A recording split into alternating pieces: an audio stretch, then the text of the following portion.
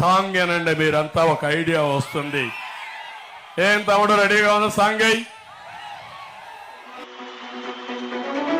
మీ ఇంట్లో మీ బిడ్డ వల్ల మీకు మంచి జరిగి ఉందా లేదా అన్నది మాత్రమే ఆలోచన చేయండి. మీ ఇంట్లో మీ బిడ్డ వల్ల మీకు మంచి జరిగి ఉంటే మాత్రం మీ బిడ్డకు సైనికులుగా మీరే నిలవండి అని చెప్పి సందర్భంగా కోరుతా ఉన్నా.